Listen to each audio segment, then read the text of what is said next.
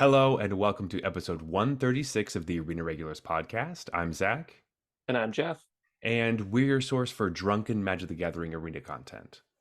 That's right. A couple of regular dudes drinking some highly irregular beers and talking about Magic the Gathering, in particular the online client MTG Arena. Yeah, and more in particularly, we're talking about the draft format tonight for Woo! Lost Caverns of Ixalan. The set has been out a little over a week now, and so we've had a lot of time to play it. And yeah, we're gonna get into all the fun that has been draft. But first, each episode we drink a beer. We rate it on a scale from bronze to mythic, just like the tiers in Arena. So with that, Jeff, what's on tap? All right. So in uh in honor of American Thanksgiving, which is Thanksgiving. it's American Thanksgiving, which is tomorrow, Mhm. not real Thanksgiving, which was like a month and a half ago. No, this is real Um Thanksgiving. We had the fake one earlier. But anyway, We have a pumpkin pie imperial stout. So it's an imperial stout with pumpkin pie spice and graham cracker. It's called pumpkin pie bestowed by hmm Third Moon. We've tried some of their stuff before. They definitely have a knack for doing odd things. So I wouldn't be surprised if they literally dunked a pie into the mash tun, they probably um, did. There's or like blended it up and poured it in. imported in. But yeah, it's a big one. It's a It's a doozy. it's a big one. I had bought this. I may have forgotten how big the percentage was until about 5 minutes before we started the show. Yeah, So, oops, my bad.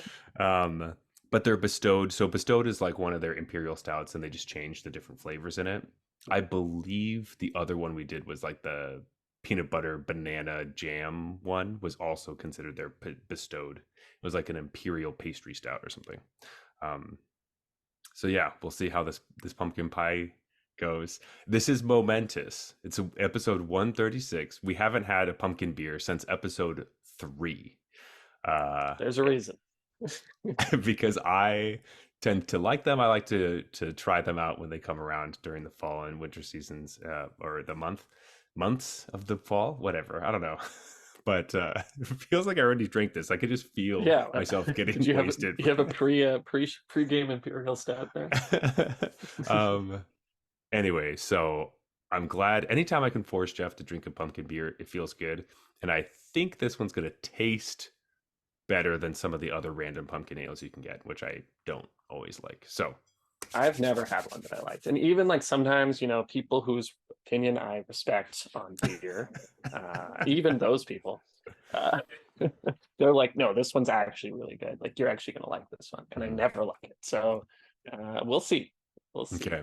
All right. Well, here we go. Maybe it'll just taste like alcohol and That's you'll what be I'm fine with hoping. that. Like the imperial stout is big enough to mask the pumpkin pie flavor.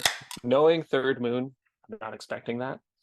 And They're going to the dive. first one we had, a few years ago on episode 3, was also pretty big. I think it was 9 or 10%, It and was so 10. Yeah. it did not hide the pumpkin either. So I thought that one anyway. We don't have to get into pumpkin beers. If you want to listen to a 10-minute rant about me talking yeah, about pumpkin beers, that's from our third episode episode. 3. Yeah, go check it out. Ooh, okay. Mm, now it feels like Thanksgiving. All right, we have some magic news. This weekend is the Arena Open. It is Lost Caverns of Ixalan Limited, November 25th and 26th. Perfect timing for us to be talking about some limited, some Yes. draft. Yeah. Mm. I won't be able to play in this, but that's probably for the best Oh, because this format has not been going great for me. interesting. All right. So yeah, let's get into that. We don't have any more magic news. So what has your experience been? We talked last week briefly about limited. I've played a bunch more since then as well. But how are things going for you? Not so well, I guess.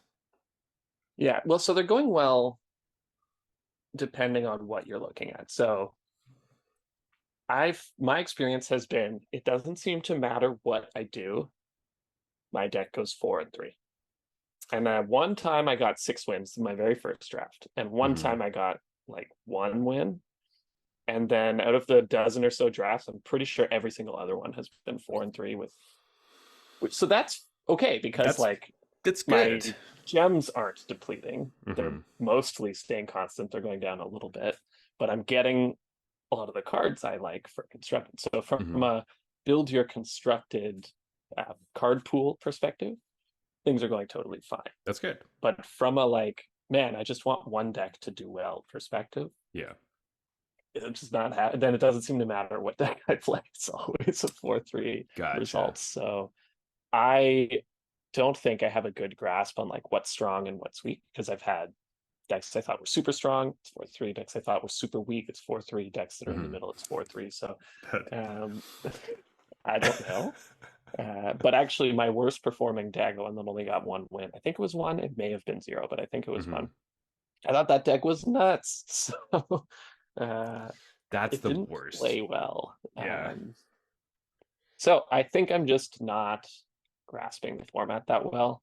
And Hmm. usually, the way formats usually go for me is I do really well at the start because not only am I in lower ranks, Hmm. um, I've just played for a long time, so I generally have a bit of a leg up on knowing which cards tend to be good in draft Hmm. and stuff. And then as the other players catch up, they start to surpass me, and Hmm. then my win rate goes down. And so if this is my starting point, I'm not excited for when the win rate starts going down. It just means that you have to be the one who learns this time, which Yeah, is I know. I'm actually the gonna have to like read his couple of posts about it or something. or just tell people what you think about it on your Maybe podcast. I'll watch a streamer that I know is really good. Ugh, well, I don't know who that person is, but um, yeah, so this format has actually been the exact opposite for me, where I've either been doing quite well or very badly. My like, average win percentage is fairly low for what I would want it to be because I've had like a good amount of just like train wreck decks that are just like Hmm. 0-3. And then I look at these, like, we're going to break down all the different color pairs in a minute by 17 lands data. 17 Lands is a website that tracks uh, players who are really into limited. You can go, there's a bunch of data there, but it can be really helpful to know which commons are performing better or which color pairs are working best. So we're going to break some of that stuff down right now. And as I was looking at it before getting ready for the episode, I was like, oh, yeah, every time all those decks that I was playing, they all have the same thing in common. They were those colors. They were trying to do those strategies, just not working out as well. Um, which makes sense now. And I'm like, okay. Before I just thought that I couldn't build a good like blue black or like black green deck, but now I'm Right. like, maybe I just shouldn't even try. Black green So was my 6 win deck. yeah, see, and that's so confusing. Um, So I was like, it, wow, black green's insane. That's how I started mhm, before. yeah, and those things kind of happen where you have like emotional attachments to certain cards because you do well with them early, or something happens and you're just like, well, this card's really good. Or somebody's deck, you stumble on lands and somebody's deck beats the shit out of you with a card, and you're like, that card's really good. And then maybe it's actually not. Um, so that could Yeah, be, I'm pretty good about like updating my opinion on bad cards, but I'm so slow at updating my opinion on cards I thought were good. mm, Like if there's a card that I'm like it's bad, and then people are saying no, that's actually a really good combat trick in this format, and I'm losing to it, I'm like okay, it just goes up in my ranking. But mm-hmm. the like good black removal spell or whatever, I'm just never gonna move that down in my rankings, and I It's just so keep taking it, hard. and I just end up in black every time. So Yeah. that's like what I know about myself is if there's an initial card that I look at, I'm like, that's a busted limited comment. And it turns out it's like just okay. I never end up really moving it down enough in my pick order. Yeah. Because you're like looking at some of the, like, those cards and you're like, wow, this comes around. I want this every time. And you're just like Yeah. constantly, I'm like, whoa, third pick this card. And it's like, it's not a signal. That's like, this that is a fourth or card's, fifth pick card. That's all. yeah, Like, that card's just not very good. you're the Like, only one first picking it. hmm, yeah. And so this could be super helpful if you start to get into a place where you're just like, man, I feel like I'm banging my head against a wall because I just like can't get it I feel like my decks are always really good. Maybe just go to 17 lands, or obviously we're going to tell you some stuff right now too. But if you want to actually be able to break things down even more and do as much as you possibly can, go to 17 lands. They have a bunch of really interesting data Yeah. that's also really confusing to parse through.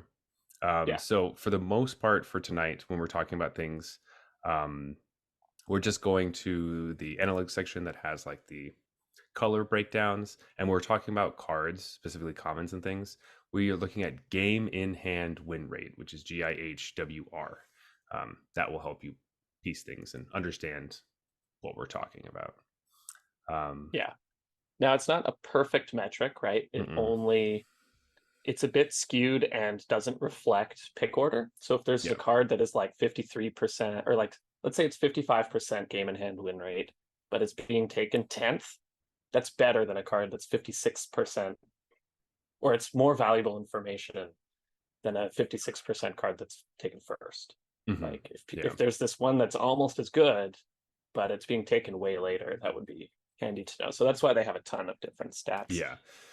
Because I'd they like to can. figure out some super metric that's just like you divide its game in hand win rate by its like percentage as an average pick order out of 15 or something, and then like I will take the leave. square root. I will leave that to you because that sounds like a really fun puzzle for our math doctor to do. Yeah. Um, as Jeff has a PhD in mathematics. But um, yeah, Yeah. Problem is I would need like a curated list from experts of an old set of what cards ended up being really good, and I'd need to check that my metric gets that right, right. basically. Otherwise, I'd have no way of knowing if it's a good metric. That's true. That is really true. Um, but yeah, there's a bunch of stuff in there that can tell you about when people are picking it and all that stuff and blah blah blah blah. And they know like if it's in the deck, obviously they know when it's in your hand, and if it's in your hand, usually it gets played. So if it was played, do you win? Do you not win? That kind of stuff. Yeah. All right, numbers, numbers, numbers. Let's get into it. We kind of started talking about what cards or archetypes were bad. Maybe we should honestly just kind of start there. You want to Like go bottom up? Usually we go top down. we usually do, but I think we already started the conversation with like what's going really badly and what to stay away from, which apparently is just black cards. Black. Yeah. I've been feeling this because I've drafted a lot of black Hmm. because I'm just getting these cards that like, I mentioned the black removal spell, right? It's Hmm. like an instant -5/-5. It seems totally insane. Yeah. And then dead weight too has been pretty high in my pick order. And I think I have to Hmm. let that go a bit because I just keep ending up in black and then having a mediocre deck. Yeah. Um, and so all the black archetypes are literally the worst performing archetypes in the format. Yeah. Uh, and the worst one is black red. Now, I was talking a little bit before the show with you about this, but this is actually not surprising. Black red's Hmm. archetype is aggro descend. Yeah. And basically, that's just asking too much. Your aggro deck doesn't want to have some external additional thing also happening in order for it to be powerful. Hmm. Like your aggro deck just wants to be fast. When you have an aggro descend deck, it's asking you to, okay, be fast, have a good draw and a curve out, but also make sure you're like descending and have these um, like not only descend payoffs, but Hmm. also descend enablers, which don't tend to be fast cards. Like Hmm. cards going to the graveyard is kind of a long-term kind of thing. It's going to happen over the course of the game. But in a short game, you kind of want as little of that as possible. You just want to be Hmm. beating face. So the archetype kind of makes no sense. And Yeah. then the win rates are reflecting that it's just asking too much of your aggro deck. By the time you get to send stuff online, your cards aren't high powered enough to compete at that. It's now the mid game. Yeah. And so you have a bunch of aggro cards in the mid game at this Yeah. point. It does have this weird thing of like because you can also start thinking about it being like okay well if I'm descending then I just want to like jam with a bunch of tutus and play kind of the attrition battle where we trade off stuff and then I get value when my cards go to the graveyard, which is the idea. But then like Mm-hmm. it's almost always better to just have a trick to save your creature and blow their creature out or move blockers out of the way to deal damage to the face in an aggressive deck. And so then you ideally don't have to be in a situation where you want your creature to die. That's like not really what you want to be doing. Um, And then the weird thing is a lot of the payoffs are like it gets a +1/+1 counter on the mhm, end step. Like that's so bad in an aggro deck. That's like mhm, a long-term ability. Every turn this is going to get bigger. yeah, And it happens at the end of the turn. I mean, it has to. It has to check if you descended. yeah. But like that's not what you want in an aggro deck. That No, prolongs the game and is better the longer the game goes on. So it yeah. doesn't really make sense. They should have given it like some sort of reach thing where Mhm. this deals 2 damage to a player. If you descended, it deals 5. You know, like, Yeah. thing Yeah, that's crazy. true. That would be if you yeah, if you have descend 4 or something, it deals more damage. Yeah, Um I think that that would make a lot. I mean, obviously, Join the Dead is literally what they've decided that is, um, because that's basically what that card does, where it does -5 or -10. Um, Join and the so Dead. I often forget even has descend because -5/-5 is it's almost so always much, enough. but it also can kill like literally anything if you get to the end of the game.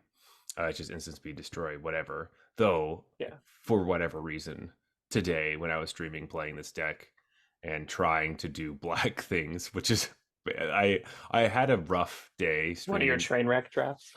Yeah, I had a train wreck draft where I was going like pretty heavy black and then ended up just going mono black because I like nobody was Oof. getting.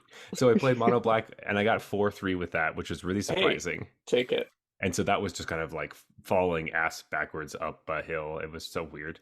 The deck was bad, but somehow I did it, which felt nice. But then the next draft, I went black green and just 0-3'd, and then the stream stopped. And I was like, all right, well, it's over. It's just Yeah. sad. So I have had enough of those situations to be like, you know what? I'm going to try to stick away from this. Like, I don't want to do this anymore. It's I've had too many Every time I 0-3s. watch your stream, we seem to be in the 4 or 5 wins That's, category, pushing for yeah. more. So maybe I it's my sideline coaching that's I really think you coming just in need to handy. be, yeah, if you're helping and watching, that'll be really great. Um, but It's me yeah, being like, take dead weight, take dead weight. yeah. And so, that is like maybe the one card that makes sense for the Descend deck is like Dead Weight as a removal spell is a Yeah. permanent going into the graveyard, which that's part of The the problem is reason why dead weight that's doesn't kill as many things in this format as I would like. no, it doesn't kill the most important creature in the format, Yeah. which is Sunshot Militia. Yeah. And so, because Sunshot Militia is a 1/3, that also makes black so bad because your 1 mana removal spell, like all of them can't do it. So that just makes Sunshot Militia so good. We talked a lot about it last episode, so I don't want to get into it too much, but it's so good. It's still so good. I think the interesting thing is like if you look at it on a color balance perspective, like we'll get to this later, but I think red is the best color in the set. Hmm. Um, but red is I always love this when one of the colors is the best and one of them is the worst. Usually that deck is in the middle. Hmm. And this one's like, no. Black No, is so bad that that even it red's power it can't like pulls pull it it. It pulls just red down, which is takes so the funny. bottom. Worst deck. Worst deck. Now, like we said, that's mostly because of the archetype and Mhm. not just like the power of the commons kind of thing. But uh yeah, maybe when you play black red, you're supposed to literally just take the good red commons and then join Black. the deads. Yeah, basically. Or like, yeah, I guess that's basically it. Maybe that, and then tithing blades could also be helpful because Mm-hmm. sometimes the red strategy is like because of the way that Sunshot Militia works and some other your pingers, you don't always cross the finish line before they stabilize. You have to have something else with reach, and like Tithing Blade flips into like a drainer once a turn. So if you can do something where you put all these pieces together, you can drain them for 2 or 3 a turn, and that's how you win at the end. But Yeah. I'm gonna keep um, my eye out for that. Just like black red, but none of this descend aggro oh nonsense. yeah, Just don't take those cards. Just take the good red commons. yeah, like the signpost on common Zoyoa, like that Yeah. dude. Um, don't take him. Like, Yeah.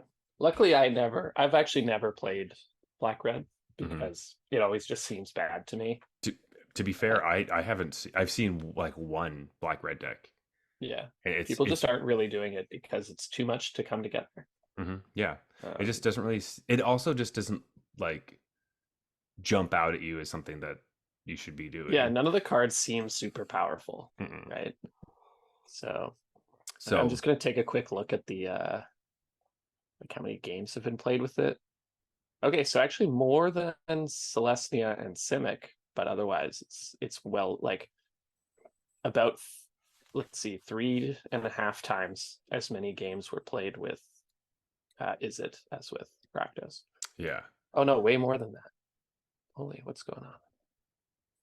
Anyway, um, but our bottom chunk are all kind Yeah, of grouped together. two Black and a red half times. is the worst deck, and then black green is just right above it, um, with only like 0.5% higher win rate.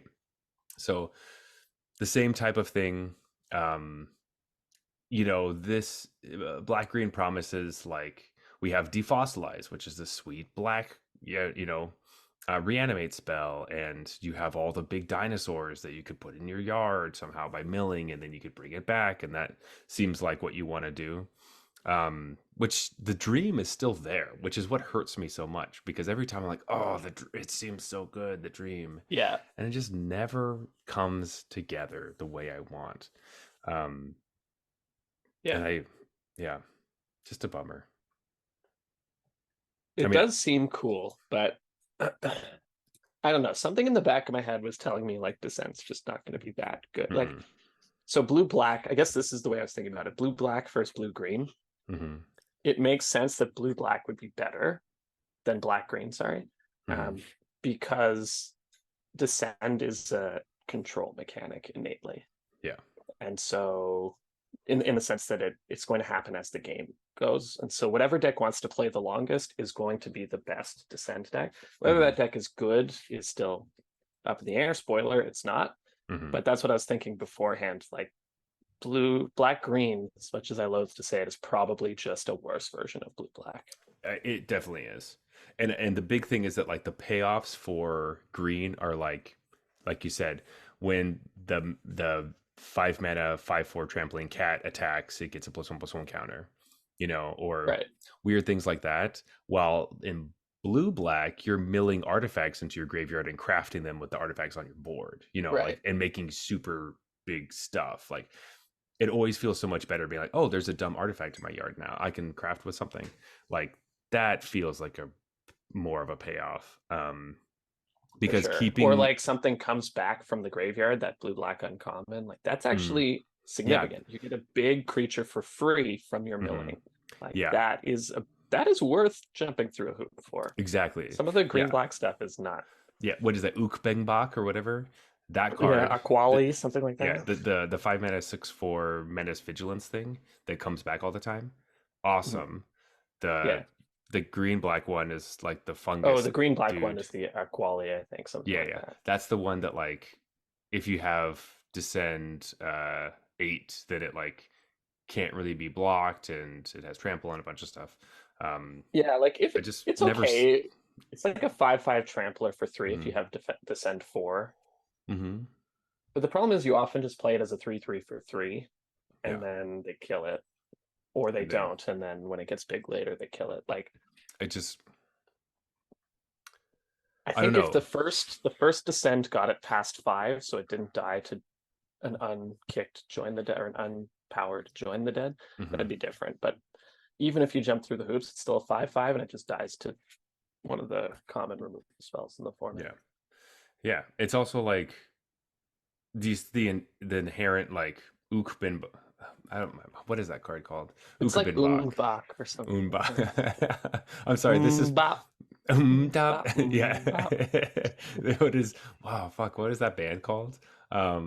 The Oh my god. Oh, one of my friends was like obsessed with that band. Um, the I three don't even know. boys. Uh, Umhop. They made a beer called Umhop. Um, this is Really? driving me crazy. Oh my god. They were brothers. They were like, yeah, look it up, look it up. Yeah. They all had blonde hair. Hanson brothers? Hanson brothers. There we go. Oh, are those the baby. guys with the like spiky, the No, three no, guys no. with the spiky They blonde hair? had they had long hair. I mean, they were closer to like Kurt Cobain than like um Gotcha. they were in more of that world. They had like they felt like Boy Meets World vibes. They were like they really only had that one song was their big song, and Right. then they didn't really No, do I've very much never after heard or that. seen of these guys in my entire life. Okay, well, they they Maybe they didn't make it to Canada. yeah, they had like Boy Meets World hair, and they weren't like huge, but like for whatever reason, I mean, I know that song, I knew the so Hanson brothers. Yeah, and that's the only song that they really did, so it doesn't go past that. but But oh, I didn't watch enough of MTV, maybe, like I didn't see their music video for the song. I think they're dancing in a field or something. I'm sure it's something like that. Good Um, old like 90s music yeah. video. All right. Just Well, at the beach. Okay. so I guess like Ukbenbach is just like the Hanson brothers' great mistake. That's right. But anyway, uh, the inherent strength in this card is that like it wants to be milled into the graveyard, which you want cards that do that. Like by itself, it just wants to be in a deck that's like, hey, put me in the graveyard any way you can. I'll come back. That kind of stuff. Um, while the green black version is just some of the mill is like going from explorers, which majority of the time when you're exploring you don't really feel like putting the non land card into your graveyard. um there's a good chunk of the time you just want to keep it on top. So um Yeah. while blue just has the cards that are just like put it straight into your yard because that's what you want. Yeah. So um blue black is the best black deck mhm. by a thin margin. White black is the one between black green and blue black. I have a white black draft literally going right now. I'm 0-1. Mhm. No, I'm 1-1. Okay. But so far it feels like my deck just doesn't really have any synergy. Like the decks that I win are the decks where I just kind of curve out with good white cards. Hmm. And that's the game I won. And then the game I lost, it just felt like my opponent's cards interacted with each other. And like, oh, the blue red player, I have a bunch of artifacts and then cards that care about artifacts. And I was like, I have like sack stuff, kind of, but I have this sack card in my hand, nothing I really want to sack. And then I don't know, like my deck has three totes in it, so it Hmm. can't be that bad. But like I called it Totes an awesome deck. Toads. That uh that deck is yeah, toads awesome. Totes Um, awesome. Yeah, but the games I win are just when I go like two good white two drop into a toad into like something else, and yeah, it's not because of my white black sack synergies ever. that kind of stuff. Yeah, like I have the same thing where like when I was trying to do like white black Saki stuff, didn't go very well. The Yeah, best white black deck I had was like a life gain ish deck. Um, right. so I was playing like I had two grasping shadows, which is like that black uncommon that if you attack with a creature alone, it gets death touch and lifelink, and then when it gets three counters, Right. it flips I'm into a always so tempted by land. that card, but there's usually something that's a little more like obviously good in the pack, and Yeah. I So end up wussing out and not taking it. yeah, so this card is really important. You need a ton of creatures, and my entire deck was just like a bunch of creatures because I also Right. happened to open. This was the draft where I pack one, pick one Resplendent Angel. So then the rest of Oof. the deck was just like Yeah. anything that has lifelink. So I had the Cavern Bat, I had the Ruined Lurker Bat, anything that could gain life. That's why I liked the Grasping Shadows enchantment. And then I had Yes. like two Defossilize to bring anything that went to the graveyard back to the battlefield. Um, so I was doing a bunch of that, and then I ended up losing my win in a just a rough way. I also had threefold Thunder Hulk, which is like that 7 mana like Hmm. 3/3 gnome that makes a bunch of gnomes, which is just shits bodies on the board. Yeah. Um, but anyway, That's cool. I think that's what I would say about black in general. Now, this isn't advice that comes from experience because I've just drafted a bunch of black. So it comes mhm, from it comes from experience in like the negative way. I'm yeah, saying you shouldn't really draft black if you can avoid it. Because I've just had all my decks just feel underpowered. I feel like I've won a few games that I wouldn't have won in higher rankings. Um, yes, like just the fact that I am sort of a not a silver player playing in silver is what has is the only reason I keep going 4-3 instead of doing worse than that. Hmm. Um, but I would say maybe we draft black only if there's some sort of rare or mythic rare that we That's hit true. Hmm. early that is just like, Worth because it. some of like, Aclazotz or whatever Hmm. is just like an unreasonably good card. Oh So yeah, you're definitely playing black if you get Aclazotz. yeah, so that's it's not one of like we've had colors in recent memory that were weaker than black is in this Hmm. set. So it's not like a It's, emergency situation, but when hmm. you see that the worst performing four decks are all four of the black decks, Hmm. and it's not by nothing. Like green blue kind of sucks, but then there's a big jump in Hmm. win rate. Um, that's pretty bad. You It kind of is. want to like you still want to be open. You can win with black decks, but you want Hmm. to have a pretty harsh bias here. Yeah. It's not like you can't play black, like you cannot play blue in Forgotten Realms. It's not like that, Hmm. but it's Ugh. it's Yeah, those. it's close. Like you should probably avoid this color. Yeah, I agree with your statement of like you need to have a big reason to go into black. It has to be like Aclazotz or Terror Tide. If you have a Mm. board wipe that is huge in Paratide is limited. nuts. Yeah, I've been so playing it in standard, and it's just like crazy good yeah, even there. so So you need something like that to really pull you into it. Uh, it can't just be kind of some innocuous like whatever. Um, like I was ended up going into some of those decks because I was like started on white and then black is open because people have it's realized that always black what is not keeps very good. getting me. Yeah. Hmm.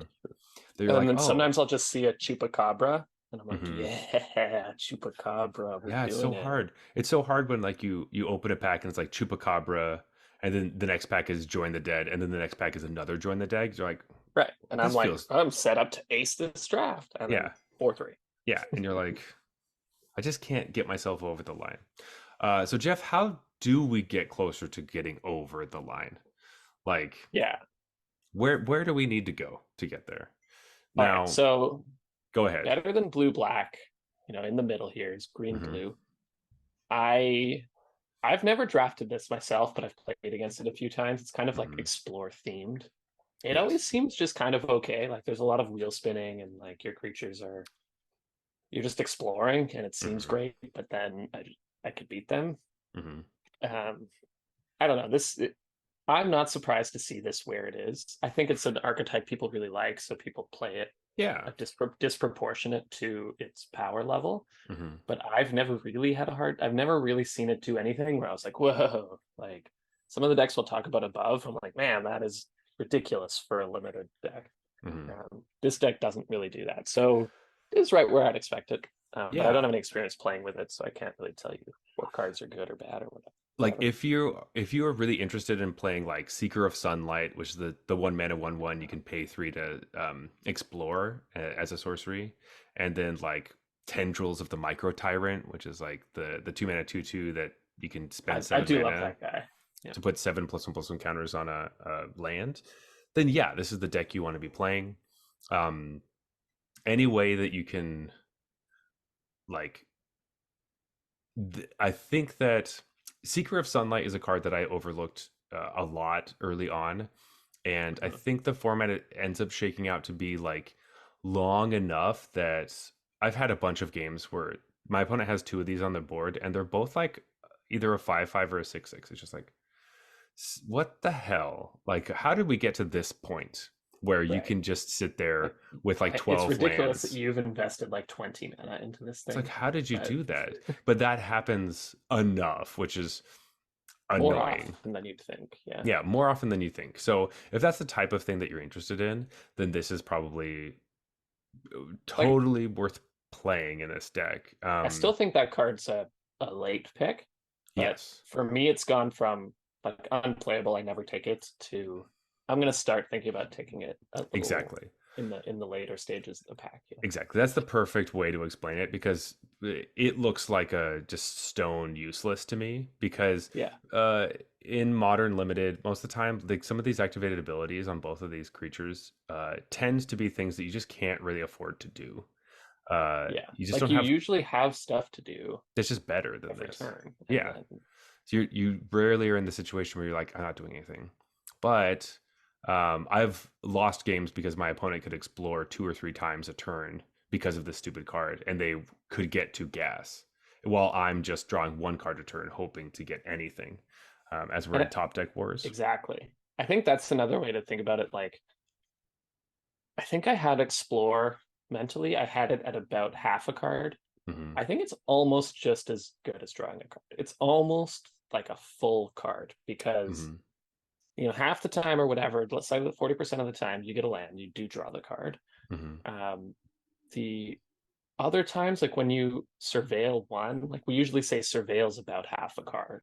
Hmm. So now we're at like 75% of a card. And then the +1/+1 counter is another, fraction of a card, almost worth the card, but not Yeah. quite kind of thing. So I do think that when you're factoring this in, you should remember that when you want a land, you get a +1/+1 counter, and when you want a yeah, +1/+1 counter, you get a that's land. true. That's Yeah. that's So that's that's how the kind of Explore the works. ineffable part of it. But uh, like it's almost on, I wouldn't be surprised if pros, people who are better than me were valuing it as just a draw card. In Hmm. which case, I think if this card was like a 1 mana creature that said 4 mana draw card, that I would have considered more highly That than my initial assessment. that's true. So I think that's kind of the way to think about it. Like Explorer is if it's not as good as draw card, it's close to as good. Hmm. And the reason it wouldn't be quite as good as what you mentioned, like you don't really have control over which one happens. Draw a card, you know exactly what you're getting yourself into all the time. Yeah, absolutely.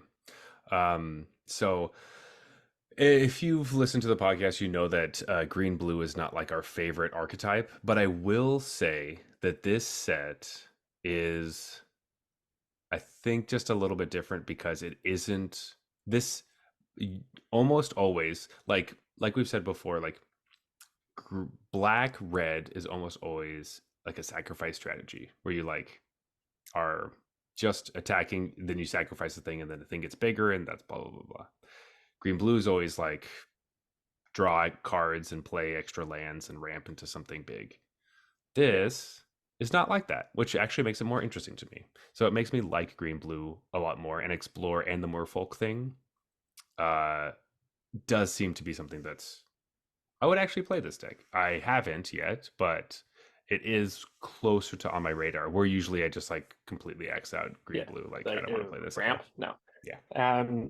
Yeah, same. Like I'm not avoiding green blue because I don't like Simic that much or anything. It's just full of cards that I are the type of cards that I would underrate. Hmm. Like That's true. like every card in the deck is one of those cards that I always look at. I'm like, I'm gonna make people prove to me that this is good before I start taking it because it Hmm. doesn't seem good. Uh, yeah, so I don't think I've been proven that either. Like every time I play against this deck, it just seems okay. Hmm. And it seems about on par with my deck. So my decks are bad, so this deck's bad. Yeah. But uh, Totally. yeah, But with that and being this is where we have a big jump, right? yes, this is the big jump. And maybe it's worth mentioning because, in case you're new to 17 lands, you'll be like, how can all of these decks have over 50% win rates? It's Hmm. because this isn't tracking all arena players. You have to, like Zach mentioned at the top, you have to sort of register for this, and then it Hmm. tracks those people. And the type of people who would register for something like this tend to be stronger players, Hmm. on the balance than an average player. And so all the win rates are above 50, but like 53 for black red is quite bad Hmm. by 17 land standards. It's not the worst we've seen, but it's quite bad. And Hmm. we'll see at the top, we're at 59.4, which is quite good, but we've seen over 60. So it's not Yeah. like purely dominant. It's But not. here we see 54.6 from green blue jump, big jump by like over 1.5% to green white at 56.2. Mhm. Um, so I know it's hard to kind of parse what these numbers mean, but we've done this enough times and seen this enough times. Like that's a big jump. Yeah. Green white is much better than green blue. Hmm. All the other ones are like, black red is really bad, and then the other ones are kind of all bad All together. yeah, they're all bad together. Um, so green blue. I actually haven't played a ton of it, but it is like Um, I it's mean, kind of green, jump. white. Oh, sorry, yeah, green white, not green blue. Yeah, Green white is you know it's trying to be a little bit more counter centric, which we've seen a lot in the past. The signpost uncommon cares about creatures with uh, power greater than their base power. Um, there's some explore synergies in both green and white, so that's a bit of it as well. But as soon as we get into these like other white things, um, all the things are really the strategy is get a one drop that's white, put counters on it, attack. Like that's what get a white yeah. creature that has double strike, put counters on it, attack. Like that ends up being a little bit of the kind of how it runs out and what I would want to do. So if I was playing green white, I'm just looking at um I'm looking at all the white cards because that's where I started and I landed on green because that's where I fell. And so I'm hoping to put equipment on the 1/1 flyers because flyers in this format are big because you do get a lot of board stalls, which happens in limited often, but for whatever reason in this format, all the flyers are like really high picks.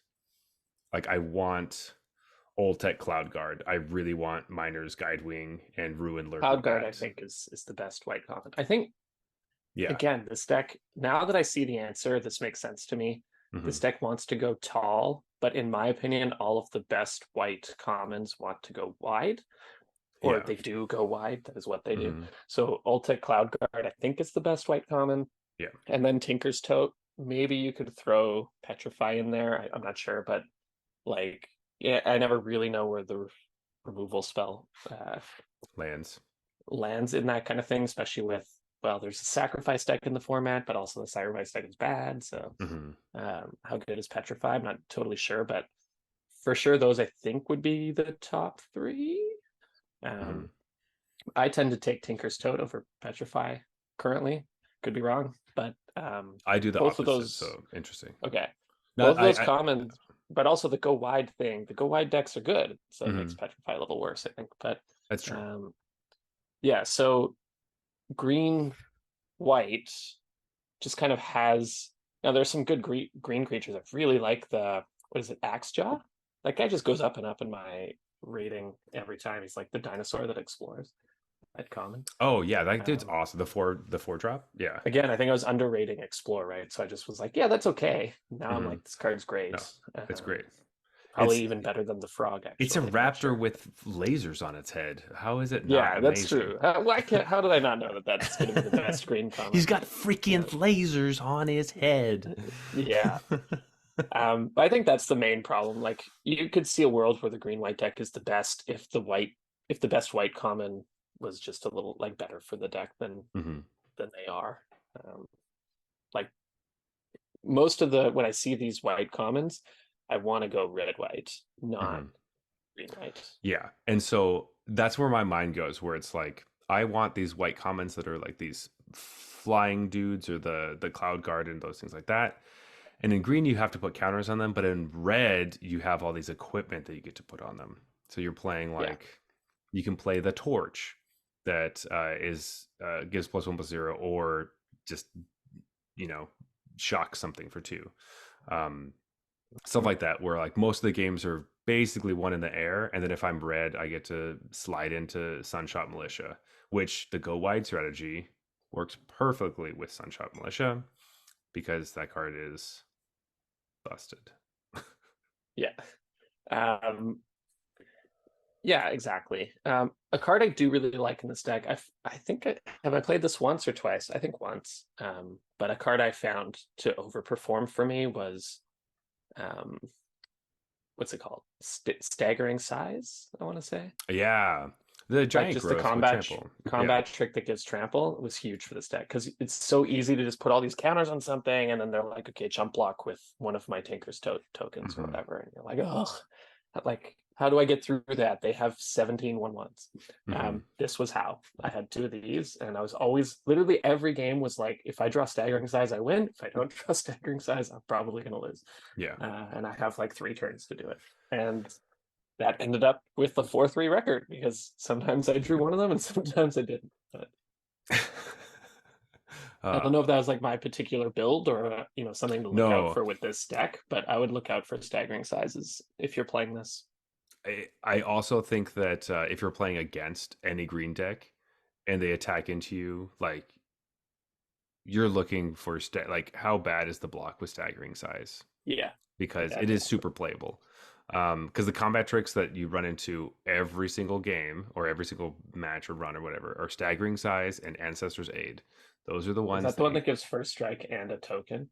yeah, and a treasure token, the red one. Fuck that one. Um, That one's ridiculous. that one's ridiculous. So both of those are like, when we get up to talking about like green, Treasure token. red, Insane. uh, that's what a lot of the deck is. Like you're Yeah. kind of revolving around this whole thing. Um, but yeah, I think green white is something I'm fine with falling into if I ever do, but I'm not looking for it. Uh, when I'm obviously going into a draft, I'm looking for these top four as we're getting into them. Yeah, the Um, way I would get here is I'm taking the good white commons and yeah, then basically the other colors aren't available. yes. Red or blue is not available, and I have to You look just at keep taking getting all green. these like black cards, and you're like, I guess I'll take Yeah, green. you know, um, I will say this is the deck. I think this is the green deck where the frog is the worst. So yes. keep that in mind. Like Hmm. the axe jaw is way like. At first, I had frog as my best green common. I think the axe jaw is starting to get in there for me. But in this deck, I'm sure of that I would Hmm. take Axjaw over Frog if I knew I was green white. Yeah, yeah. Frog is awesome. I love Frog. Okay. Sorry, I thought that's you were all gonna I say have to something say for else that. there. Yeah, Nope, yeah. nope, that's it. That's just Frog's great, but Frog, not. Frog will get worse as Mhm. people start to remember that it has reach and can tap itself to give itself death touch. Yes, it will get worse. Because there's Frog is mostly, I mean, it's mostly a mana dork, but it has additional gotcha value currently where people Hmm. just like attack into it. You're like, oh, sweet. And Yeah, I'll forget. block that. Yeah, because it's been Uh, the first week. you're like, Um, oh, they only have one mana open. I will well, attack. Jeff, people aren't as skilled as me, and they don't just attack three amazing flyers into their opponent's frogs turn after turn after turn. So, Yeah, that was great. Tune into Zach's stream to see him attack all his best creatures into a frog and hey, then complain that it has reach and death touch.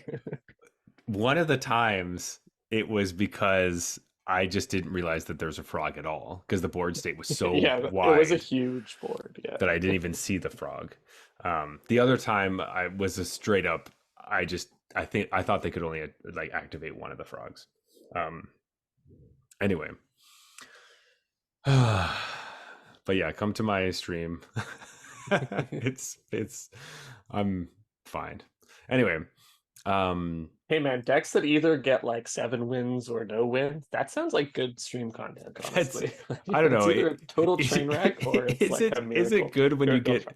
like really sad when you like are losing? I don't know if that's great. It's not really just Hey like a man, party I've time. seen It's like you run fireworks when you lose.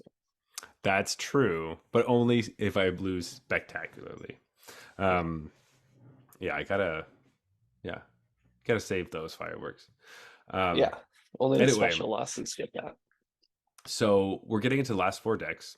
We're getting into Red, the good decks. yeah. The decks you want to be. This to me is the line where it's like I actively want to be in this deck. Hmm. Anything or any of the ones above. And it's another pretty big jump. It's a 1.2% increase in win rate here Yeah. So these next two decks, we can kind of like let's just clump them together because they're so close. Um, they're both in win red rate. decks in win rate Yeah. is what I mean. Yes. Yeah. And if If you saw this decimal, like this is probably rounding as well. So they're mhm. probably insanely close. Yeah, so red white is 57.4% and red green is 57.5%. They do have very different strategies. Obviously, we were just talking about red white, which is definitely a go wide and tap your Sunshot Militia with all your artifact tokens, put your equipment on flyers, all that kind of stuff.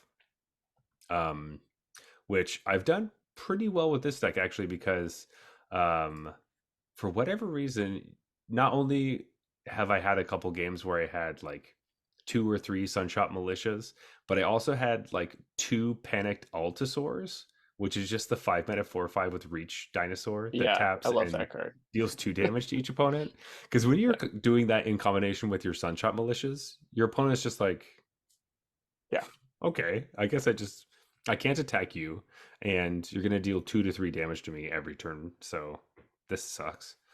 Uh, yeah.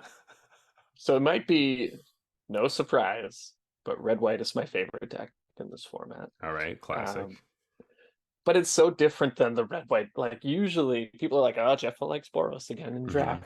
But like usually I like the Boros deck that's kind of balls to the wall aggro. Swing, swing, swing, This swing. one is very different. This is like go wide and then use the fact that your Sunshot Militia is ridiculous, Hmm. and your Tinker's Totes are ridiculous, and like your Cloud Guards are ridiculous. Like Hmm. this one is literally just I'm going to win on the sheer quality of my commons. And I Yeah. think that's awesome. And it's like, it's an inevitable too. Like I'm just building Hmm. this giant sea, and every turn they will all tap and deal 1 damage to you. And Yeah. it's just like, I'm coming for you.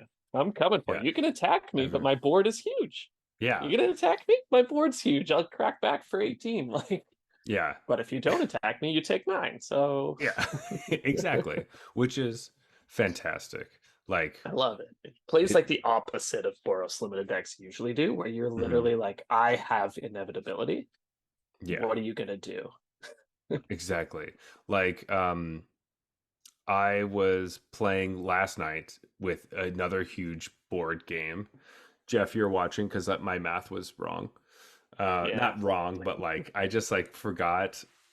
To be fair, I had like about a bottle of wine and like a couple of yeah. gins. You thought So when your 1/3 attacked and your opponent blocked with a 2/3 that the 1/3 was gonna die.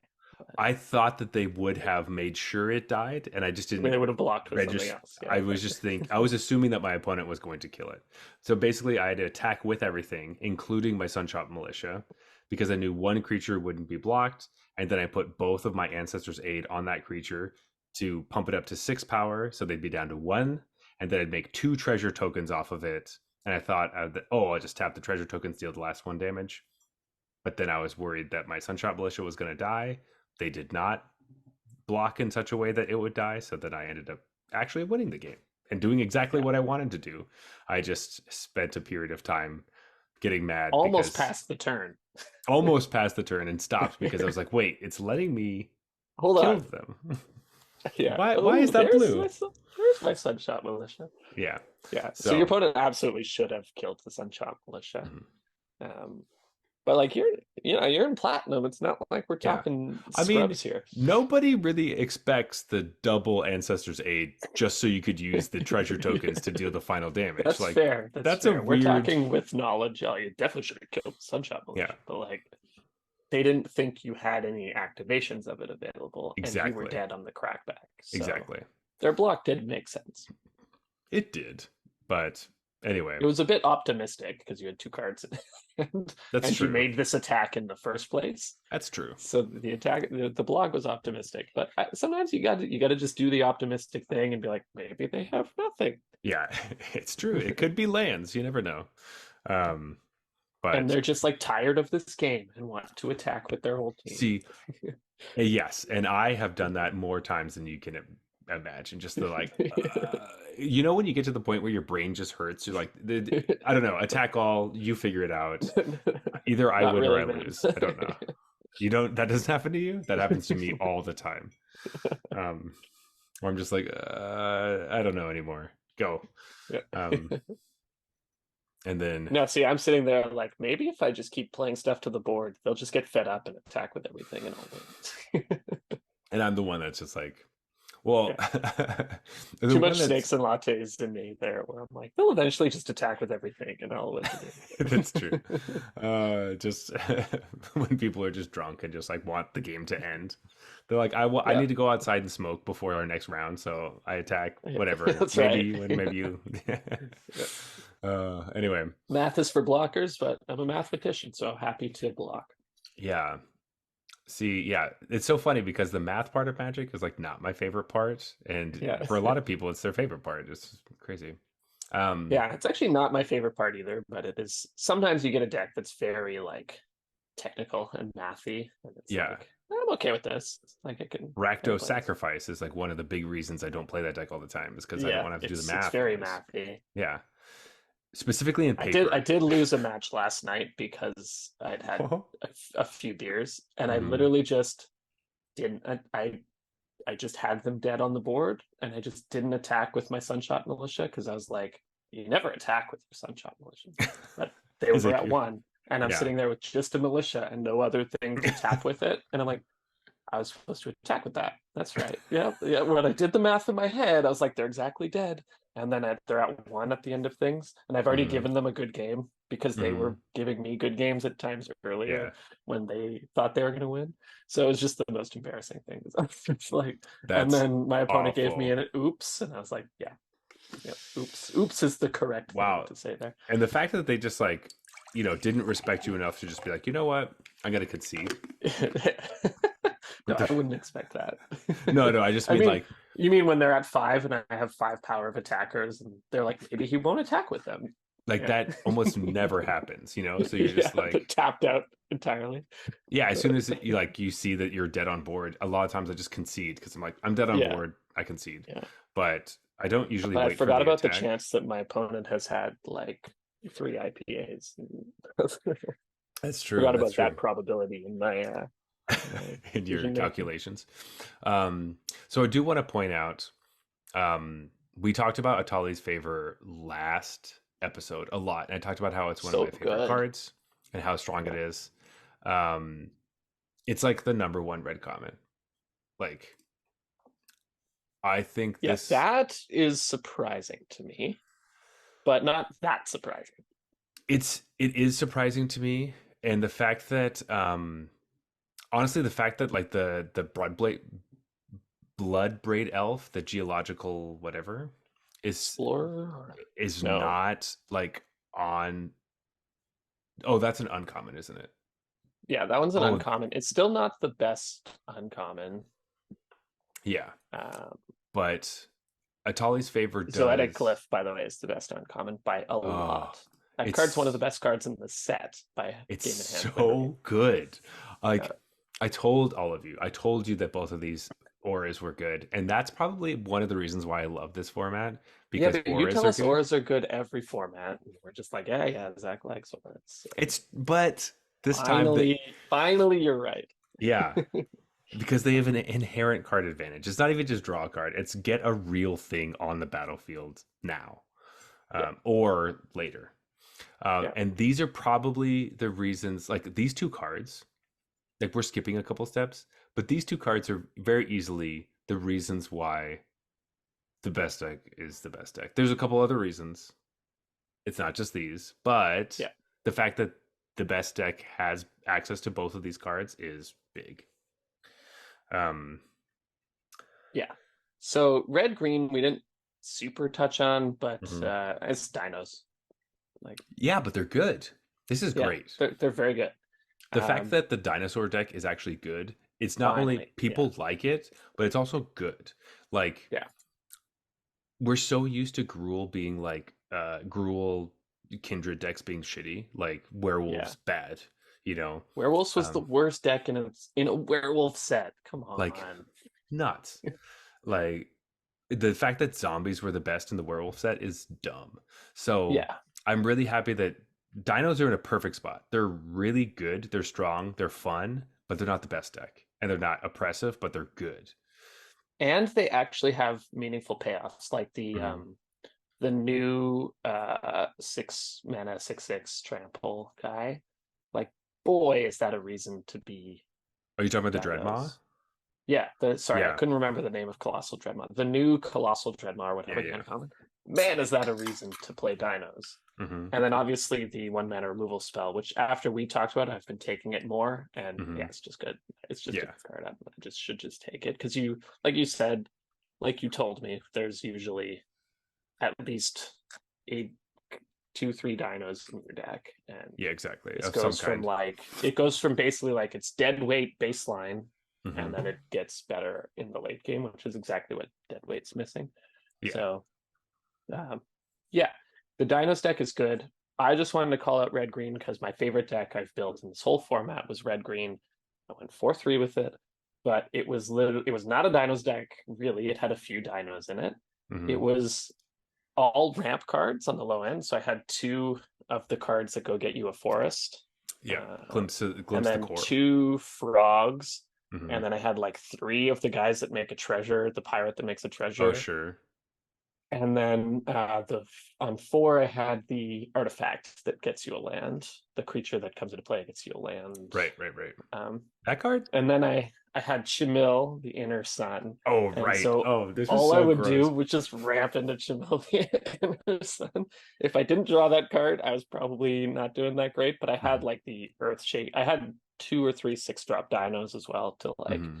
All right, we gotta have stuff at 6, and we're just gonna play 6 drops on turn 4 and hope we win. Um, it was just so fun though because it was like frog frog like Chimil opponent concedes.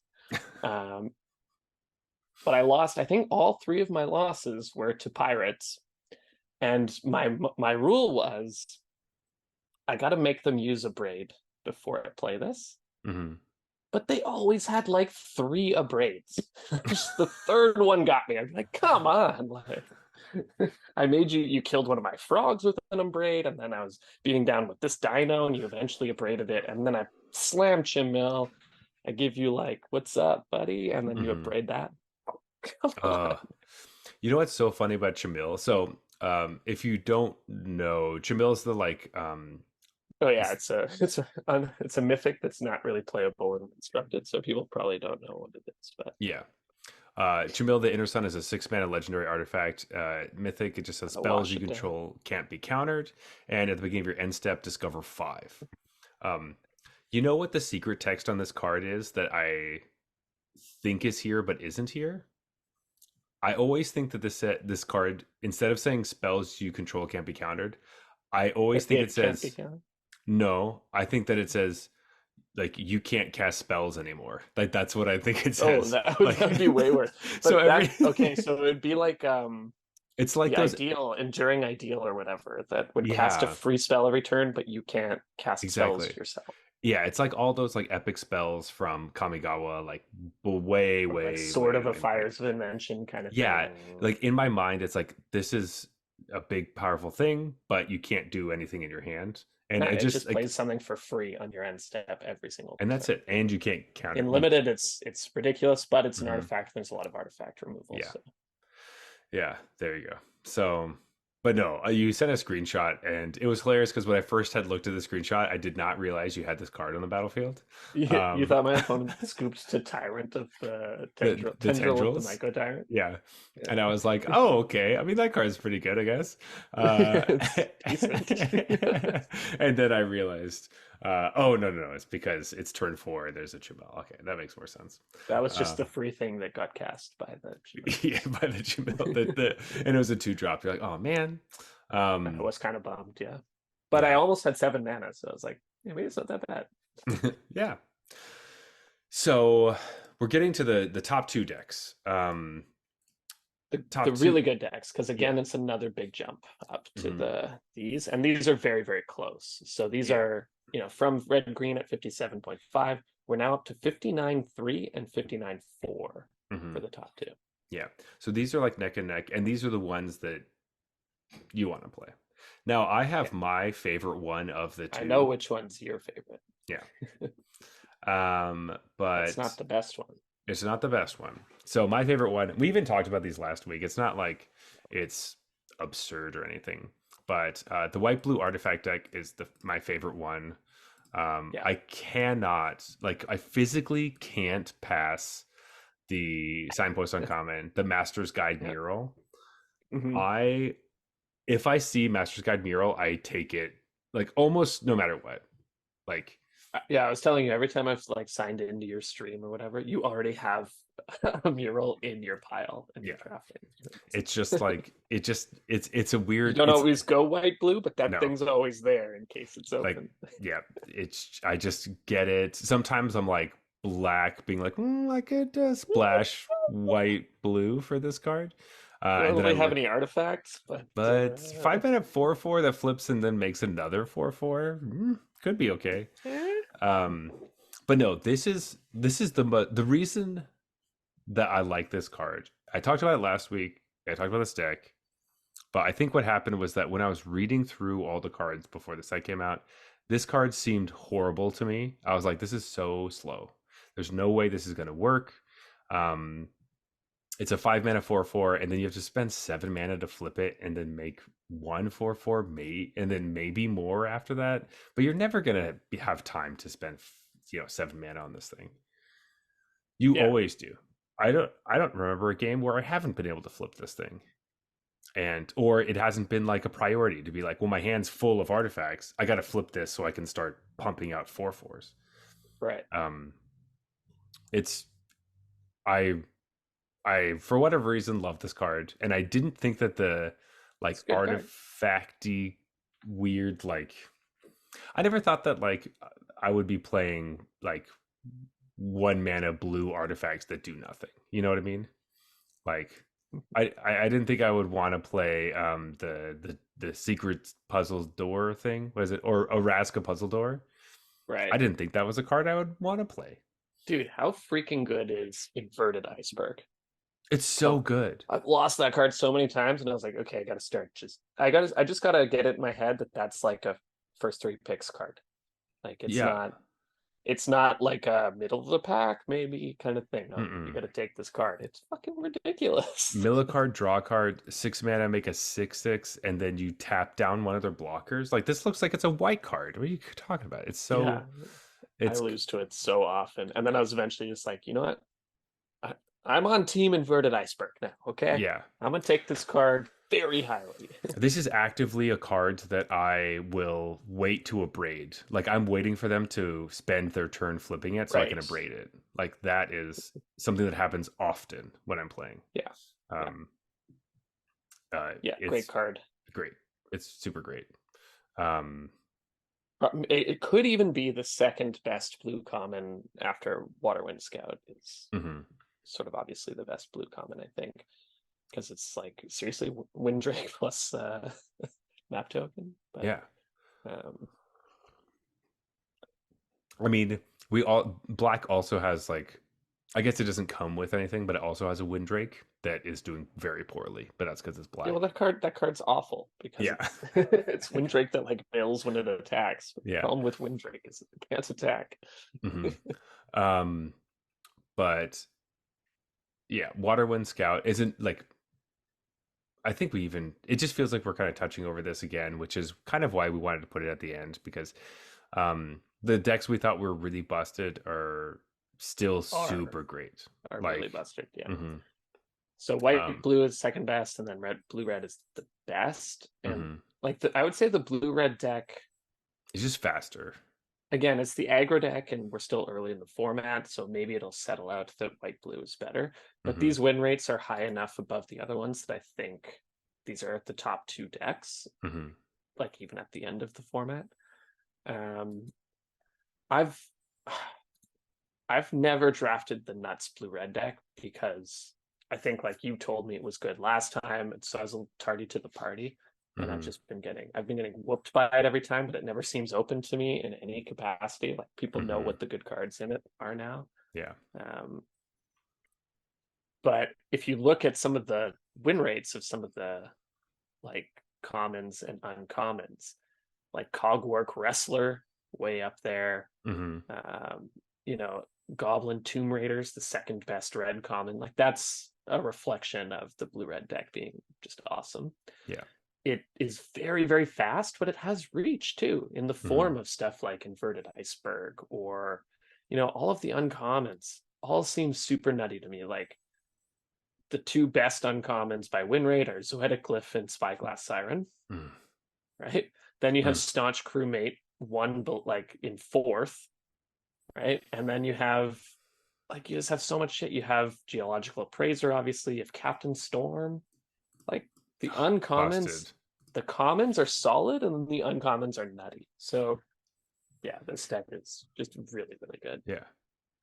I can't remember if you mentioned Oaken Siren, but like just having the I two didn't, mana but that's one of the best commons as yeah. well. The 2 mana 1/2 that just like gets to attack every turn and like ping your opponent and then ramp you into any sort of artifact or just do extra Just artifact being things. an artifact for Hmm. your like, you know, Goblin Tomb Raiders or whatever. Yeah, it's Like, awesome.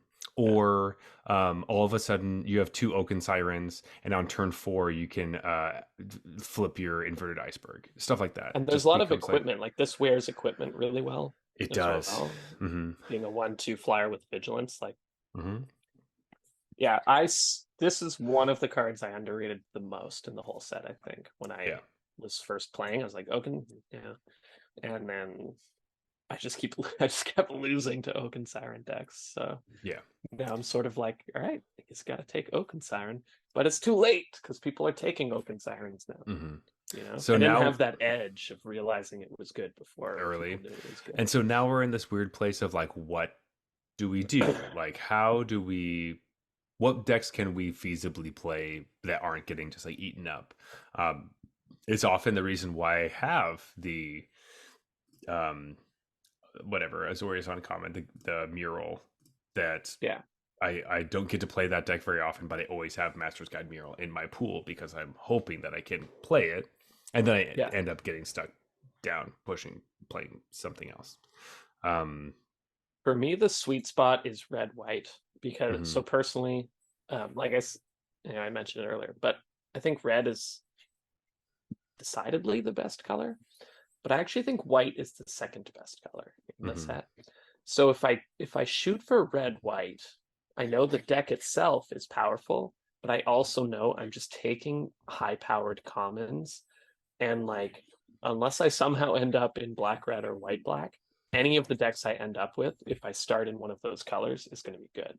mhm. I just have to try not to take black cards, which I always end up doing. But like Yeah, which is hard. if I just get that discipline and don't take black cards, I know I'll get into a good archetype. Mhm, So that's kind of what I'm going to try going forward is like target red and white cards and then like give a bias towards those and give a bias away from black cards. mhm. And then almost any deck you end up in will be pretty good.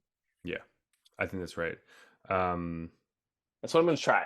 Like I yeah, said, I haven't had a lot of no, success, no, and that's what I'm going to try to I think actively that do moving forward. that makes a lot of sense. Like a lot of the like straight descend things, like the blue black descend stuff, and so there are blue cards that float around, but they're not the ones that you Yeah, want.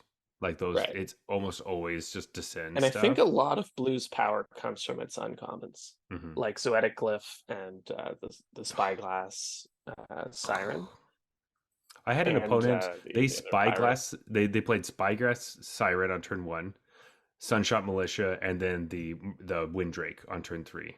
And then like I Yeah. just could I never. thought you were gonna say Zoetic Glyph on turn 3, targeting the map token, and I was like, That would have that's been. literally a constructed deck. It's Like that so is something I would build in standard to see if it works. it was crazy. Um, but yeah, anyway, just watch out for that. The last thing I would like to say, this is more of just like something that can be helpful. Something that's helped me a lot when I'm playing is that, and it's probably very obvious, but if you're playing against these blue decks that are running around and you're worried about your cards being countered, just remember that really the only counters in the format are blue blue. So out of air is a double blue card, and then hurl into history. You really don't want to get hit by, but people don't run it because it's so expensive. It's bad. Um, but they're both double blue. The only counterspell that isn't double blue is an uncommon confounding riddle. Um, but oftentimes I will find myself in a situation where I'm like, do I slam this? Okay, they only have one blue. I'm fine, and I'll just go for it because I don't see confounding riddle very much. It doesn't come up that often, and out of air is the one that I'm most worried about. So just remember that if you're in that situation where you're like, I can't remember in this moment, does it matter? Maybe I just won't play it because I think they might have a counterspell. They don't, or they can't play it. So Yeah. that's just my little thing that's helped me out. Um, and I've hoped my opponents couldn't remember that Arena tapped my lands wrong while I have out of air in my hand, and I need double blue, and Arena thinks that, oh well, this spell costs 4, so I'm not going to make sure you have blue, blue, white open. I hate Right. that. So they're just like, here's blue, white, white, and you're like, fuck Yeah. you, Arena. Anyway. Man, I've been getting so irritated with Arena recently because I'm just playing a deck that has a lot of creature lands, Hmm. and you'll activate one, and then it will tap that creature land you just activated to activate your next one. And you're like, why? I'm like, that's insane. Why? Yeah, But why? it does that, and I've done that like 3 times, and then I just give my opponent the oops. I'm just like, why would it ever when I have enough mana? But it's because one of the other lands has some sort of weird priority that it doesn't tap it, so it taps your creature land for it. Like, Yeah. It's so annoying when you're like, ah, we're getting to the point where like it's like, do I have to just play in full control? This sucks. I don't want to play in full control. right, But like, do yeah, I? Because I'll play a dinosaur and you won't tap my mana dork that only taps for dinosaurs. And it's right, like, because it's a creature. But yeah. then if I have a creature land, you have no problem tapping that creature. Yeah, it's so irritating. I do not want the Mirex to have total control. Like, that is not Yeah, the highest priority land. like That's I the don't one I care. always tap. Yeah, it's like please tap this because next turn it doesn't tap for any color. Come on. Like God then damn it. then I can hold up nothing. Like uh Worst AI ever. Um, okay, so there's one card that I did want to make sure I called out, okay, and I'm give it glad to I us. remembered this. It's one of the reasons I love white. Um, I don't know if you were high on this card at the beginning. I wasn't super high on it, and now I'm like, card's insane. Miner's Guidewing. Oh yeah. Yeah, I Uh, feel like a card that Zach would have loved from the beginning, but for me, it yeah. was like, I don't know about this card, and now I'm just like, is this? Nah, it's got to be Cloud Guard is the best, but Mm-mm. is this as good as Cloud Guard? Like, it feels close.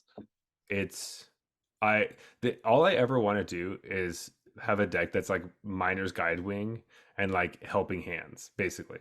That's what I want. Yeah, Like I love this is a big like if I see this card, it gives me a huge sign like white, play white, white's open because this card is so I was awesome. passing this card at the start, and now I'm just Mm-mm, like, my opponents mm-mm. keep beating me with Miner's Guidewing.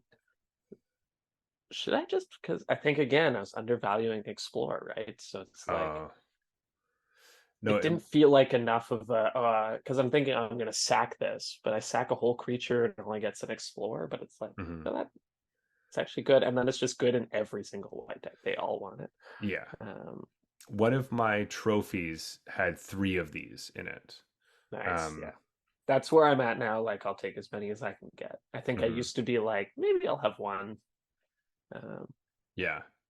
It yeah, was that deck was actually black white, but it was like all white creatures with black removal. That was what the deck right. was. Sort of what we Um, talked about. Like, mhm, just play the white's good, play the good white cards, and then like the black removal actually isn't bad. It's like the mhm. only playable part of black. Yeah. And if you have like 1 mana 1/1 flyers, if you're playing Fungal Fortitude, they end up being pretty good in that deck Right. because you can just play it as a +2 and then make your opponent kill it and then bring it back, I guess. Especially on Miner's Explore. Guidewing, we get to explore for free and then it comes back. Yeah. Um, Um, no. yeah, I love Miner's Guide. I think one of my takeaways is I've just undervalued almost like Explore, like I've mentioned, but almost Hmm. every one drop. The one drops are all better than I thought they were. Like Yeah. I think that's um just magic the now. what the what's Hmm. the Cogwork Wrestler, way better Yeah. than I thought it was. The green one that we already mentioned. Like, I don't think it's great. Like I But it's said, it's just still a better. late pick, but it's not But unplayable like I yeah. thought it was. Guidewing and Cogwork Wrestler, like, actively good. Like, Hmm. Tomb Raider's good. Like, Tomb Raider, very good. Yeah, hmm all the one drops. I kind of knew Tomb Raider would be good if the blue red deck was good, right? Like, hmm the that's the caveat. thing. But Yeah, does black have one? That's like the good 1 drop black card. Um, yeah, wait, Deadweight, just a reprint, I guess so. They don't have. Oh, it's the greedy freebooter. That one is not that as one good. sucks. Yeah. Don't take that one. So that's the only 1 drop that's like it looks really. The art is awesome. It looks like it's really strong. It's not. I've never been high on it. People are like pumping it into their standard sack decks, and I'm like, no. And people, what are the like? People keep calling it shambling ghast, and I'm like, shambling ghast. This is Killed not. this shambling gas killed something. So Shambling ghast was orders of magnitude better than yeah, this. It was like it killed something if there was something to kill. Otherwise, it did this. yeah. Like, Scry one is fine, but I'm happy that you say that because every time I look at this card, I just think of you and be like, I'm not going to take it. Maybe Jeff would take it, but I'm not going to take it. So I'm happy to know that you would not. So that makes me feel a lot I've better. never picked it. I've Mhm. never put it in any constructed deck. No, this card's not That's good. I great. Love, love, love to hear it.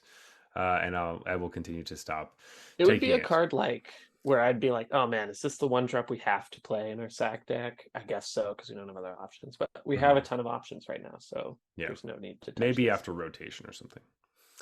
You'll get stuck with that After card. Anvil rotates, I'll play this. Yeah, yeah, yeah, exactly. Um, oh man, Jeff, I think we've said a lot of things about limited. I hope they've been I think helpful. I've learned a lot. I think I'm gonna come out of this. I like want to jump in. I want to just like Hmm. concede my black white draft and jump into it. Try again.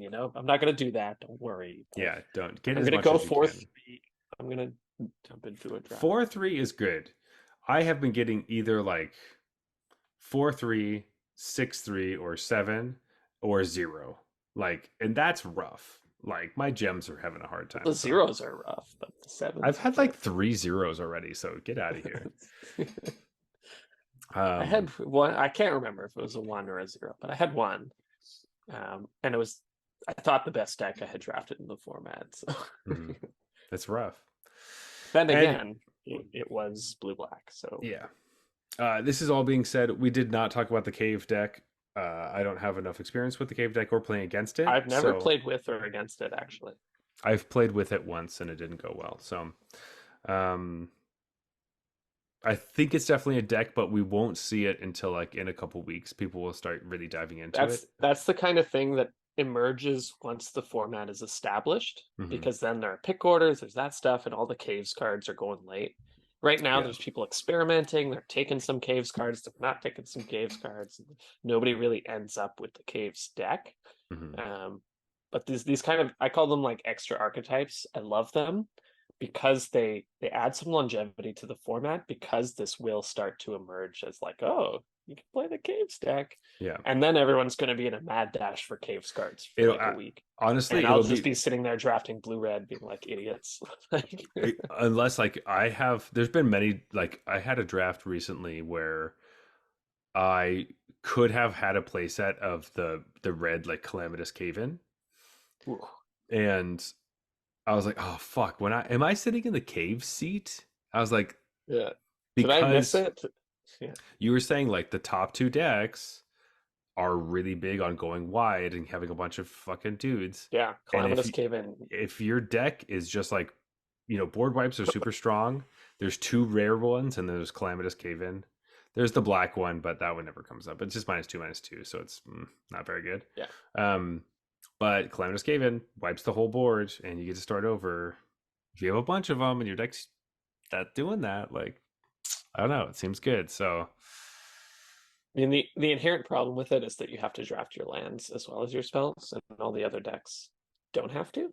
yeah, They but get to just play basics. it's so easy because you pick the lands early, and then you get all the other cards for free because people don't take them. Hopefully, Ostensibly, right now I think they're taking them on a spec or something. Like yeah. there's some they're getting But taken. soon they won't be until everyone does, and then it'll happen every once in a Yeah, while. Anyway, and, Jeff. and caves is a good time to mention. The common tapped caves are pretty good. Mhm. They All the common ones, they yeah. they let you play 17 or 18 lands without worrying too much about flooding, because they Hmm. give you an out to flooding. Um, that's the way to use these. The cycling lands did a similar thing, but Yeah. like were even better. Hmm. But the cycling lands were very powerful because you get to have that deck consistency by making sure by playing 17, or in that format it was like always play 18, Hmm. because you're going to cycle these away if you draw them. this is a similar thing. You shouldn't. I don't think you have to cut down to 16 very often or lower than Mhm. that. I think you're just happy playing 17. Have one or two of these because they are still tapped lands. Um, but in the late game, if you flood out, you sack this, you get a spell for sure. It's true. Uh, so I think these are pretty good. I take them once I'm solidified in my color. If like I know I'm 100% playing black this format, that's probably what this Mhm. draft. That's probably realistic. Yeah. Then I see the black one, I take it. And with that being said, that means that when you're the caves deck, you need to prioritize the common caves over the uncommon caves that are cave centric. Uncommon ones will wheel, and the common Hmm. ones won't. Yeah, Correct. it's a good point. Yeah, Hmm. Anyway, let's go to last call. It's been a long episode. It's been a great episode, and we yes, drank a fucking huge beer tonight, and we yeah. slowed way down. It's been really Woo! good. We both cracked into our extra beers. That doesn't happen every week. Yeah, Um, I had a real winner here. oh, Hacker Shore. I have a American classic. Oh So, man, I heard they were canceled. How did you find one of those? I can't, yeah, for sure. That was, yeah, whatever. Let's not get into that. But it is time for last call. So every week we rate our beer on a scale from bronze to mythic, just like the tiers in Arena. Also, please remember that this is not we're not throwing shade on different like tiers. Everyone's in different tiers at different times. So don't feel bad when we say that bronze beers are trash. They're horrible. We hate them and we spit them out on the ground. Yeah, silver beers are bad, or just kind of boring. Like macro brews tend to fall into the silver category. Gold beers are fine, but you wouldn't drink them very often. Platinum are solid. These are good beers. You would drink them again. Diamond beers are exceptional. You like them a lot, and you would recommend them to your friends. And Mythic is the best of the best. These are the reasons you love beer. Hmm. Alrighty, Jeff. I am so excited to hear what you think about this pumpkin pie bestowed imperial stout. Yeah. Mm. Uh, it's just like the can, man. It's silver. Oh, That sucked. wow. I did not like it. But I did drink the whole thing. You So, did. um, I don't know if I can pinpoint exactly what I didn't like about it. I felt like it kind of failed at being a stout to me, but also failed at being a pumpkin pie, if that makes sense. It was just like I don't know if those flavors match. I don't like pumpkin and beer flavors together. I don't think they match well. It's really interesting because I agree with you that it doesn't taste that much like pumpkin. It tastes a lot closer to graham cracker to me. It I had was that. gonna say the one redeeming thing is they put graham cracker on the can, and I Mhm. did get that. I was Yes. good. That was like the one point I was gonna put in its Yeah. favor. So it has like a graham crackery kind of sweet, like that like whatever brown sugary taste to it. But Yeah, the that like I don't know, weird yeah. fake sweetness kind of thing.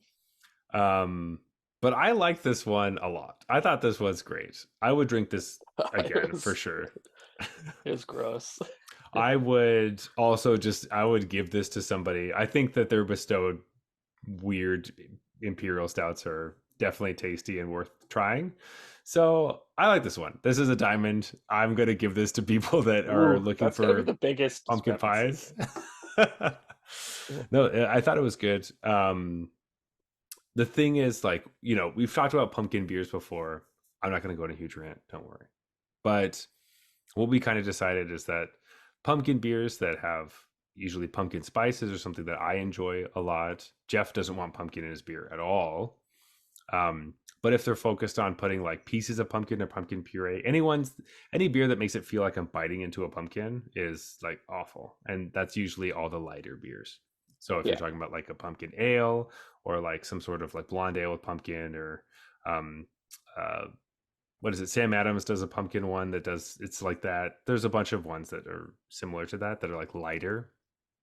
So if you are out there being like, man, pumpkin sucks, I think you should try some of the darker pumpkin beers that are higher in alcohol. because this one tasted a lot like alcohol. It's very Yeah. high. It was like alcohol and graham crackers, which I liked for some reason. So, mm, It was alcohol and graham crackers, and then for me, a failed attempt at a stout was kind of like lurking in the background. I think gotcha. that's the I part get I that. really didn't like. I was like, this is stout-like, I Yeah, guess, yeah, yeah, yeah. but I'm not getting what I want out of a stout. Every sip, I was just like, I want more. I saw I your want face. more stout and less like Whatever. sugar, Yeah. fake sugars like It taste. it kind of reminded me of some of the desserty Rorschach beers we had. Yeah, Um, that without being like tequila barrel aged stuff, right. but no. Yeah, it's definitely not. It's not for me. It's not for me. I would never drink this can. So, I would go back, get a few, and have them. I'd bring them but to I like I a also don't Thanksgiving drink dinner. pumpkin spice lattes or anything like that. So I think I just I don't really like pumpkin spice things. pumpkin spice. I do. I'm a. I don't drink. I don't go and like order them like all the time. But if someone had one, I would definitely drink it, and I'd really like it. I'm sure. Mhm. Um, but it's not something that I'm hoping everything tastes like that. But this is the classic. You got me with the stupid picture of the piece of pumpkin pie.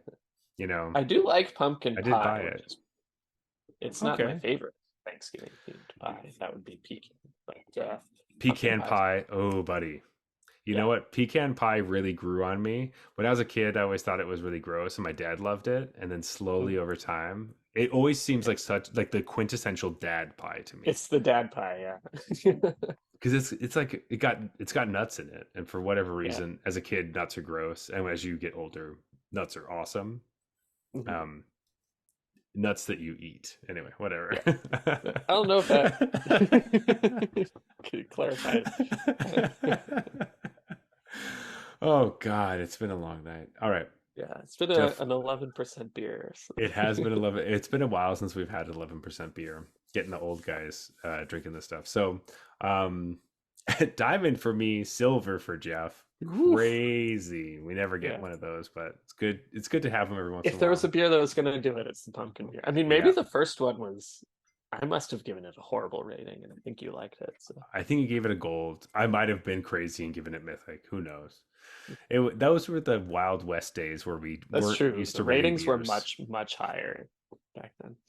Yeah, we were all over the place. So, um, anyway, Yeah, I would have given it gold because silver was like explicitly macro brew and bronze was undrinkable, and I yes, don't think it was either of those things. So it exactly. would have been gold. But silver's also bad. I don't think this one's bad, but Jeff does. That's bad. It's bad. It is a Anyway, bad imperial stout for me. maybe next year I can get Jeff to try a different pumpkin pie beer, I'm and sure then we'll you'll see. try. I'm sure I was, because I liked pumpkin pie, I was like, this might be the one. It's not a Hmm. pumpkin beer, it's a pumpkin pie beer, but somehow it's even worse than the others. Oh, there's no way this is worse than like the Sam Adams pumpkin Boston Well, I've lager never or had whatever. that one, but It's bad. it can't be good. Nope. The Great Lakes one, bad. Bunch of other ones, Mhm. bad. So anyway, we're gonna go to closing time. We're gonna wrap up this episode. And you can tell us what you think about pumpkin beers on Twitter and Instagram, which is at Arena Regulars is our handle. You may also find me drafting on Arena under the username Arena Regulars Podcast after I run Ooh. out of gems from drafting with my main account. Fantastic. I love it. If you want to talk to me personally, you can find me at Zulberg, that is Zulberg, on Twitter and Instagram. I have fireworks going around me um, on accident. Love it. Is it just like a thumbs up to me? Um, you can also find me streaming at regular Zach on Twitch. Yeah. Best place to find me is on our Discord channel. I go by Regular Jeff on the channel. You may find me in Zach's chat on his Mhm. stream. I'll be Blues Brews. If you see, love to see you there, so we can chat about how Zach's making the wrong pick. It's true. I am not good at magic. Not Just true. kidding. Not true. Link for the Discord should be in the show notes. If you want to leave us I don't know, a review, a comment, or something, go on iTunes or Spotify, leave us a review there. Follow us on all those things. Go to our YouTube channel. We have videos of the podcast. Comment, like, subscribe, all that kind of stuff. Those things are really helpful. But actually, the most important thing, and something that would be most helpful if you've gotten this far, recommend us to your friends. If you have a friend you think would really like the show, tell them about us, because that is actually more helpful than everything else. And just being part of our community is what we really cherish. This has been the Arena Regulars, reminding you not to draft black in Lost Caverns of Ixalan Limited. Good night.